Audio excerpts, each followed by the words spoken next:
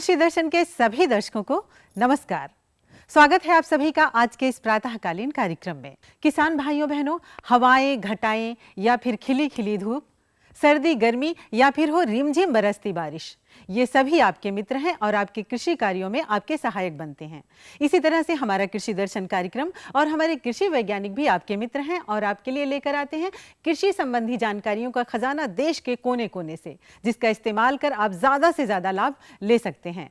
आज के इस कार्यक्रम में आप खबरें खेती की, मंडी भाव तो देखेंगे ही, साथ ही आपको खराब मानसून की तैयारी के बारे में जानकारी दी जाएगी।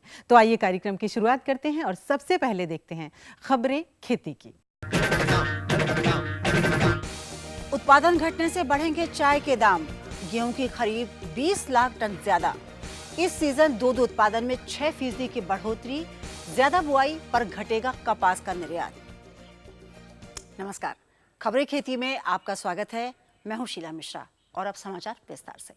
आसाम और उत्तरी बंगाल में खराब मौसम से चाय की कीमतों में तेजी आने की आशंका बढ़ गई है, क्योंकि अप्रैल और मई के दौरान सभी जिलों में चाय के उत्पादन में गिरावट आई है। भारतीय चाय संगठन के अनुसार अप्रैल के दौरान चाय उत्पादक राज्य असम और उत्तरी बंगाल के जिलों में चाय के उत्पादन में अप्रत्याशित गिरावट दर्ज की गई है। अप्रैल के बाद चाय के उत्पादन में 40% और मई में 30% गिरावट आई है, जिससे इसके दामों में तेजी की आशंका बढ़ गई है। अप्रैल के दौरान इस क्षेत्र में चाय के कुल उत्पादन में 1.6 करोड़ किलोग्राम और मई में 1.4 किलोग्राम गिरावट दर्ज की गई। ये 2013 के समान अवधि के मुकाबले 3 करोड़ किलोग्राम कम है। ये अनुमान संगठन के सदस्यों ने फसलों के आधार पर दिए हैं।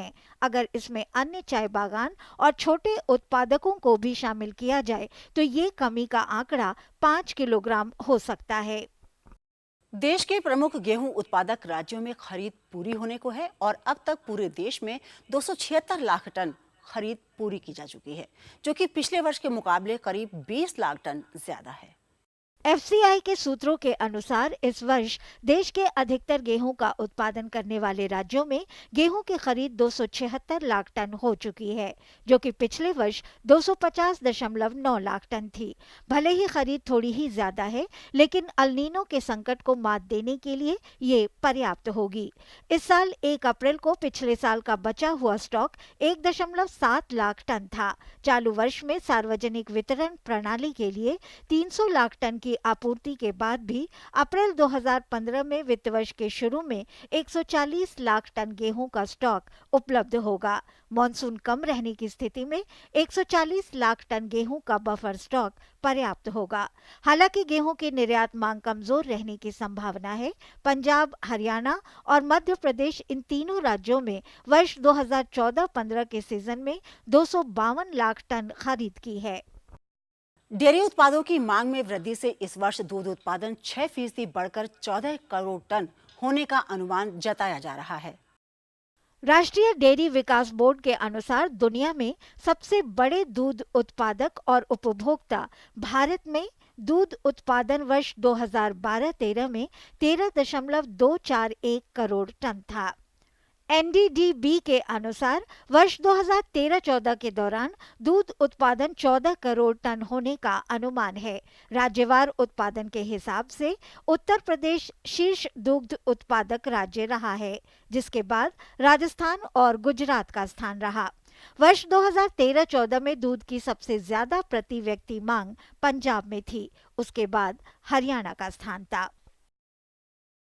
कपास के कम वैश्विक कारोबार और घरेलू स्तर पर ज्यादा खपत के कारण भारत का कपास निर्यात वर्ष 2014-15 में 20% घट सकता है। अंतर्राष्ट्रीय कपास सलाहकार समिति के अनुसार वर्ष 2014-15 में अंतर्राष्ट्रीय स्तर पर कपास का कारोबार 8% घटकर 81 लाख टन रहने की संभावना है। इसकी वजह चीन का निर्यात कम होना है। वर्ष 2011-12 में चीन को 53 लाख टन कपास का निर्यात हुआ था, जो इस साल 21 लाख टन रहने का अनुमान है। इसके अतिरिक्त कम वैश्विक कारोबार और घरेलू खपत ज्यादा होने के कारण भारत का कपास निर्यात वर्ष 2014-15 में 20% घट सकता है। खेती किसानी पर मौसम का असर तो हमेशा ही रहता है और मौसम अनुकूल हो तो उत्पादन भरपूर और किसान खुशहाल होता है। तो किसान भाइयों, यह तभी संभव है जब आपको मौसम की पूर्व जानकारी हो जाए। तो आइए हम और आप मिलकर लेते हैं मौसम की जानकारी व कृषि परामर्श। मौसम विज्ञान विभाग के पूर्वानुमान के अनुसार अगले 24 घंटों में उप हिमालयी पश्चिमी बंगाल, सिक्किम, कोंकण, गोवा तथा अंडमान और निकोबार द्वीप समूह में बारिश होने की संभावना है। अगले 24 घंटों में मध्य प्रदेश, विदर्भ तथा छत्तीसगढ़ में गरज के साथ बारिश होने का अनुमान है। अगले 3 दिनों में पूर्वी भारत तथा उत्तर प्रदेश में बारिश होने की संभावना है। ये लो और बताओ। बस। अरे ये क्या भैया जी, बस इतनी सी रासायनिक खाद? किसानी छोड़ रहे हो क्या? किसानी नहीं, नादानी छोड़ रहे हैं। मिट्टी की जांच कराई है। अब तो लालाजी जितनी जरूरत है उतने ही उर्वरक खेत में डालेंगे। हाँ, किसान भाई आज ही अपने जिले की नजदीकी भूमि परीक्षण प्रयोगशाला में मिट्टी की जांच जरूर करवाएं और मिट्टी में पोषक तत्व, नमी व पौधे के विकास को देखते हुए केवल जरूरत के अनुसार ही पोषक तत्व डालें। और हाँ, मिट्टी में गंधक, जस्ता, बोरोन जैसे सूक्ष्म पोषक तत्वों का पता लगाना भी न भूलें। उर्वरक और जैविक खाद के सही उपयोग से भूमि का उपजाऊपन बनाए रखें, उत्पादकता बढ़ाएं, खर्चा घटाएं और बहुमूल्य विदेशी मुद्रा बचाने में भी सहयोग दें। और हाँ, धीमी गति से नाइट्रोजन उपलब्ध कराने वाले उर्वरकों जैसे नीम लेपित यूरिया को प्राथमिकता दें और यूरिया का पत्तों पर छिड़काव करें। अरे वाह, तू तो सचमुच समझदार हो गया रे। अधिक जानकारी के लिए संपर्क करें जिला कृषि अधिकारी या किसान कॉल सेंटर। आइए अब लेते हैं देश के विभिन्न मंडियों में चल रहे जिंसों के दामों की जानकारी, जो किसान भाइयों को लाभ दिलवा सकती है। शुरुआत करते हैं देश के विभिन्न मंडियों में जिंसों के भाव से। धान लोहरदग्गा झारखंड की मंडी में न्यूनतम मूल्य 1400 रुपए और अधिकतम मूल्य 1440 रुपए प्रति क्विंटल के भाव रहे। मदुरई तमिलनाडु में 1800 रुपए से 2000 रुपए। चावल जम्मू और कश्मीर की मंडी में 3800 रुपए से 3900 रुपए। बारगढ़ ओडिशा में 2300 रुपए से 2500 रुपए। लोहरदग्गा झारखंड में 2400 रुपए से 2500 रुपए। गेहूं मंगरौल गुजरात में 1650 रुपए से 1700 रुपए। लोहरदग्गा झारखंड में 1800 रुपए से 1900 रुपए। सरसों तेल जम्मू और कश्मीर की मंडी में 9000 रुपए से 9200 रुपए। लोहरदग्गा झारखंड की मंडी में 8500 रुपए से 9000 रुपए। अरहर जम्मू और कश्मीर की मंडी में 6800 रुपए से 7600 रुपए। लोहरदग्गा झारखंड में 6500 रुपए से 7000 रुपए। मसूर दाल जम्मू और कश्मीर में 6600 रुपए से 7000 रुपए। वहीं लोहरदग्गा झारखंड में 6000 रुपए से 6500 रुपए। और अब एक नजर डालते हैं फल सब्जियों के भाव पर। केला राजपीपला गुजरात में 500 रुपए से 1000 रुपए। लामलोंग बाजार मणिपुर में 3400 रुपए से 3600 रुपए। जयपुर राजस्थान में 700 रुपए से 1000 रुपए। आम फिरोजपुर शहर पंजाब की मंडी में 2500 रुपए से 3500 रुपए। नरवाल जम्मू और कश्मीर की मंडी में 2300 रुपए से 2500 रुपए। नूह हरियाणा में 2000 रुपए से 2500 रुपए। लीची फिरोजपुर पंजाब में 5500 रुपए से 6500 रुपए। नरवाल जम्मू और कश्मीर में 3000 रुपए से 6000 रुपए। भिंडी बटिंडा पंजाब में 300 रुपए से 500 रुपए। मुस्तफाबाद हरियाणा में 500 रुपए से 1000 रुपए। बैंगन बारगढ़ ओडिशा में 500 रुपए से 600 रुपए। लोहरदग्गा झारखंड में 1000 रुपए से 1200 रुपए। नरवाल जम्मू और कश्मीर में 700 रुपए से 800 रुपए। प्याज फिरोजपुर पंजाब में 600 रुपए से 1200 रुपए और पेहोवा हरियाणा में 1000 रुपए। और अब एक नजर देश की विभिन्न मंडियों में मसालों के भाव पर। लहसुन नरवाल जम्मू और कश्मीर में 3500 रुपए से 4000 रुपए। लाल मिर्च लोहरदग्गा झारखंड में 12000 रुपए से 13000 रुपए और कोविलपट्टी तमिलनाडु में 5700 रुपए से 7000 रुपए। और अब कुछ खबरें कमोडिटी के क्षेत्र से। गेहूं सहित मोटे अनाजों में मांग कमजोर होने के कारण मंदी का रुख रहा। वहीं बारीक चावल में तेजी देखने को मिली। दलहन के क्षेत्र में मूंग, तुअर, चना सहित सभी दालों में तेजी का रुख रहा। किराना में काली मिर्च, जीरा, लौंग में मंदे का रुख रहा। खाद्य तेलों में मिलों से नया माल आने से सोया, बिनौला, सरसों के तेल में तेजी का रुख रहा। बाकी जिन्सों का मिला जुला रुख रहा। खेती से जुड़ी खबरों में आज इतना ही। कृषि दर्शन कार्यक्रम में और अधिक ज्ञानवर्धक और रोचक जानकारी के लिए देखते रहिए हमारा कार्यक्रम कृषि दर्शन। किसान भाइयों बहनों, मौसम विभाग की जानकारी के अनुसार इस बार मानसून थोड़ा कमजोर रह सकता है। मौसम की इस आंख मिचौली का खेल किसान सदियों से देखता आ रहा है, लेकिन चिंता की कोई बात नहीं है। सरकार ने इस कमजोर मानसून से निपटने की तैयारी पूरी तरह से कर ली है। मौजूदा आधुनिक तकनीक के जरिए ये संभव हो पाया है कि किसानों की आमदनी कम ना हो और उत्पादन में भी ज्यादा गिरावट ना आए। तो क्या है खराब मानसून से निपटने की तैयारी? आइए देखते हैं इस चर्चा में।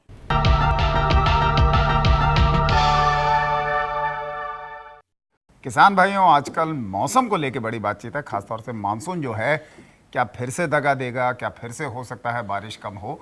इस पे बहुत सी चर्चाएं चल रही हैं, बहुत सी बातें हैं। मौसम विभाग की भी बहुत सी बातें हैं जो हो सकता है हमें कुछ चिंता में भी डालें, लेकिन चिंता की कोई बात नहीं। बहुत से ऐसे उपाय हैं जो किए जा सकते हैं अगर मानसून ने धोखा दिया तो। ज़रूर नहीं है मानसून धोखा दे। तो इस पर आज हम चर्चा करेंगे और हमसे बात करेंगे डॉक्टर JS संधू जी। डॉक्टर साहब, आपका बहुत बहुत स्वागत है। डॉक्टर साहब कृषि आयुक्त हैं।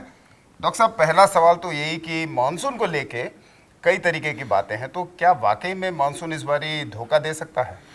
आपने जो मानसून के बारे में कहा कि मानसून इस बार जो सामान्य से थोड़ा कम होने वाला है, जैसे 93% बारिश होने की संभावना है। मतलब इसका मतलब है कि 7% कम बारिश होगी। और इसको आगे समझने की ज़रूरत है कि हमारा देश बहुत बड़ा है, उसको 4 भागों में बांटा गया है कि कहाँ कौन से भाग में कितनी बारिश होगी। जैसे उत्तरी पश्चिमी भारत है जो, उसमें 85% बारिश होने की संभावना है। अच्छा। और इसमें पंजाब, हरियाणा, उत्तर प्रदेश, राजस्थान और उत्तराखंड, हिमाचल प्रदेश आते हैं।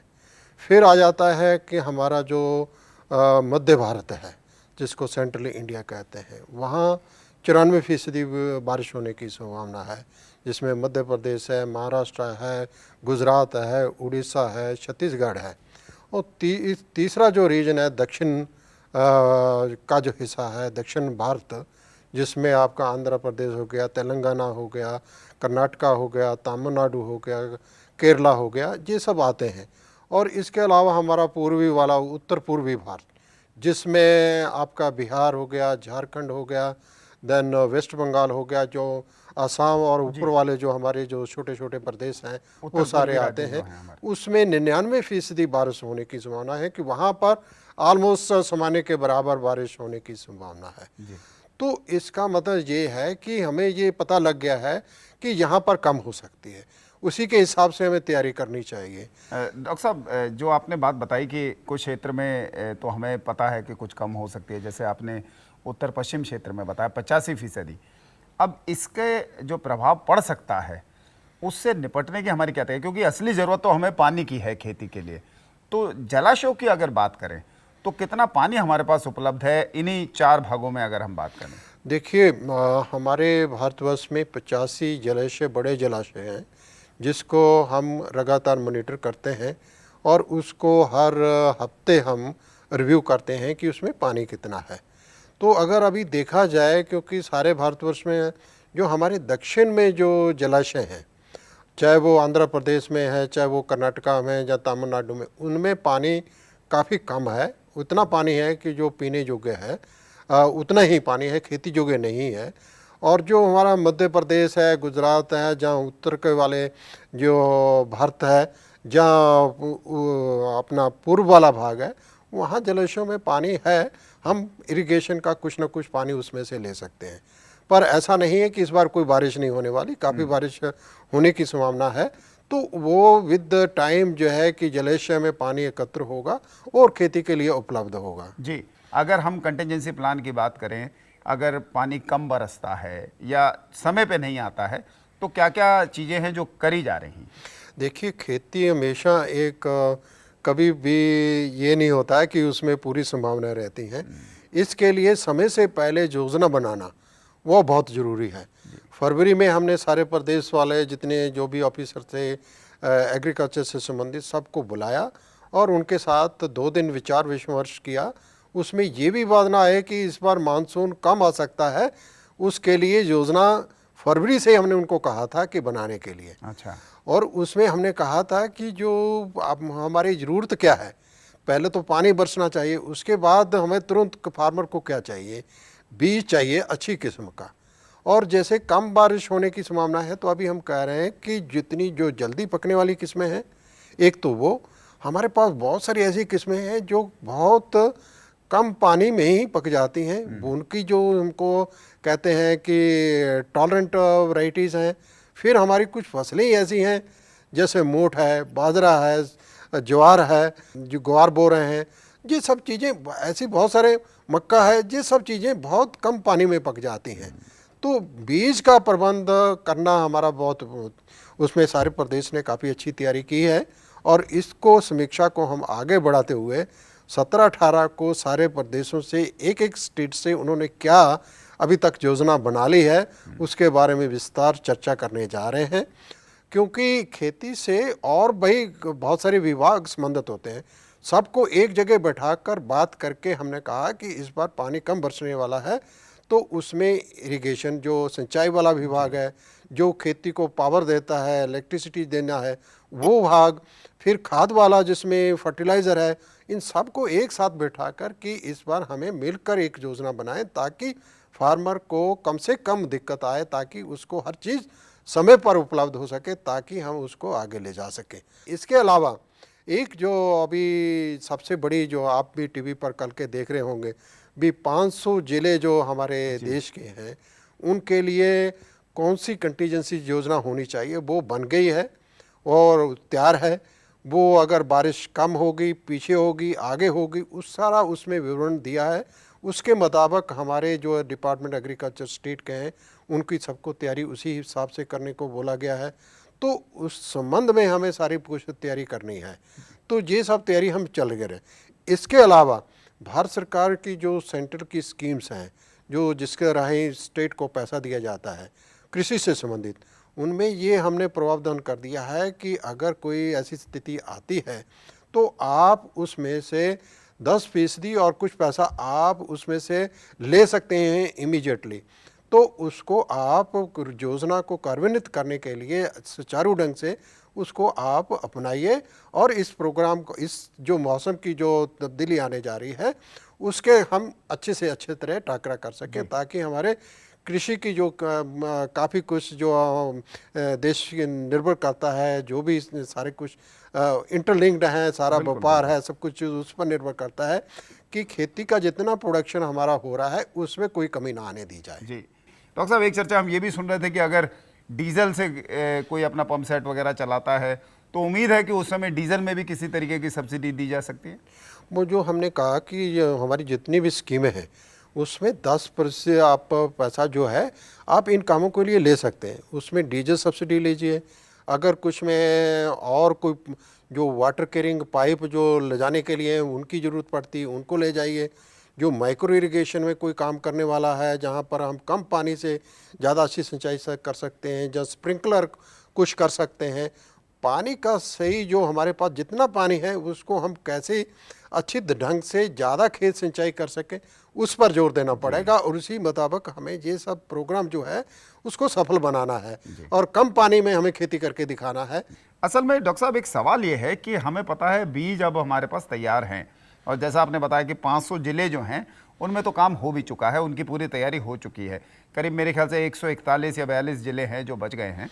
तो अब इसमें वो बीज किसानों तक पहुँचे, ये कैसे सुनिश्चित किया जाएगा? या खाद जो अगर हम अतिरिक्त खाद उपलब्ध कराई है, क्योंकि एक बारी वो लगा लेंगे, फसल खराब हो गई, दूसरे में फिर ज़रूरत पड़ेगी, तो वो सब कैसे अवेलेबल कराई जाएंगे?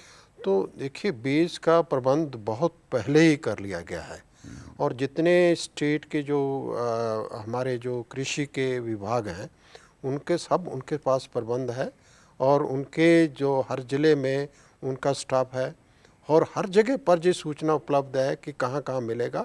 और बहुत सारी जगह तो बीज दे ही चुके हैं, उनको पहले ही का जो वितरण करने वाला है दे चुके हैं। अगर फिर भी कहीं ज़रूरत पड़ती है तो सब जगह कई चैनल हमारे कृषि विज्ञान केंद्र हैं, वो उनसे आप जानकारी ले सकते हैं। कृषि विभाग है, फिर हमारा सेंट्रल गवर्नमेंट का जो एक जो कॉल सेंटर है, उस पर आप कभी भी कॉल करके पूछ सकते हैं कि कहाँ पर कौन सा बीज उपलब्ध है। ये सब चीज़ें हमने आपस में जोड़ रखी हैं ताकि कम से कम समय में आपको जानकारी दी जा सके।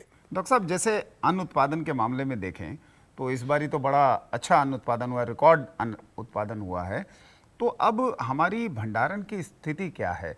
हमारे पास जो बफर है वो तो बना रहेगा, तो अगर मान लीजिए मानसून अगर धोखा भी देता है तो खाद्यान्न की कोई कमी होने वाली स्थिति हो, ऐसा तो नहीं है?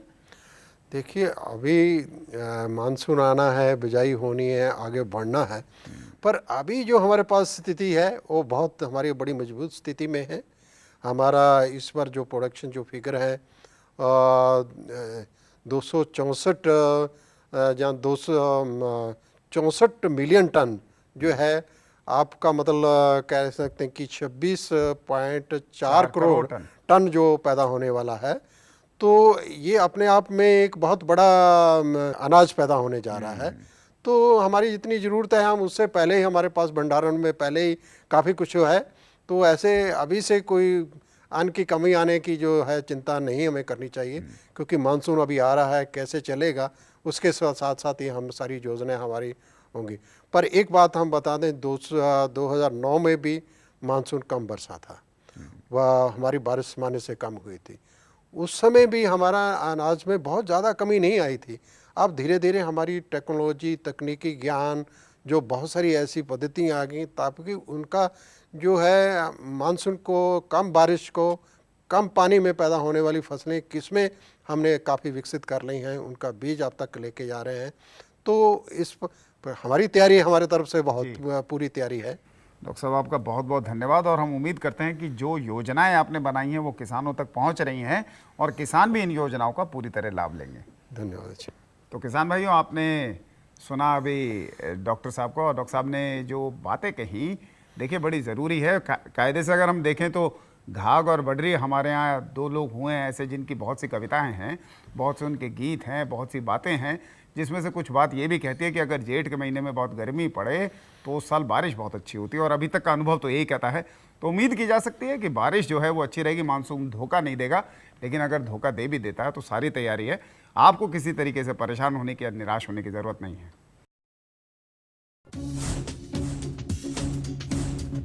जुड़िए हमारे साथ ट्विटर पर twitter.com/कृषिदर्शन.dd, फेसबुक पर facebook.com/कृषिदर्शन.dd, और देखिए कृषि दर्शन अब यूट्यूब पर भी youtube.com/user/कृषिदर्शन.dd। भेजे हमें मेल कृषिदर्शन.dd@gmail.com पर। आपको हमारा कार्यक्रम कृषि दर्शन कैसा लगा? अपने सुझाव, प्रतिक्रियाएं एवं सवाल हमें इस पते पर भेजें। कृषि दर्शन, कमरा नंबर 10, CPC दूरदर्शन, खेलगांव, नई दिल्ली 110049। किसान भाइयों बहनों, तो आज के इस कार्यक्रम में आपने कमजोर मानसून से निपटने की तैयारी के बारे में जानकारी ली। तो अब आप इससे लाभ लीजिए और साथ ही साथ खतों के जरिए, ईमेल्स के जरिए हमें यह बताइए कि आज का कार्यक्रम आपको कैसा लगा, ताकि हम कार्यक्रम को और बेहतर से बेहतर बना सकें। तो अब कार्यक्रम का ये समय यही संपन्न हो चला है। फिर मिलेंगे कृषि संबंधी नई नई जानकारियों के साथ। तब तक के लिए नमस्कार।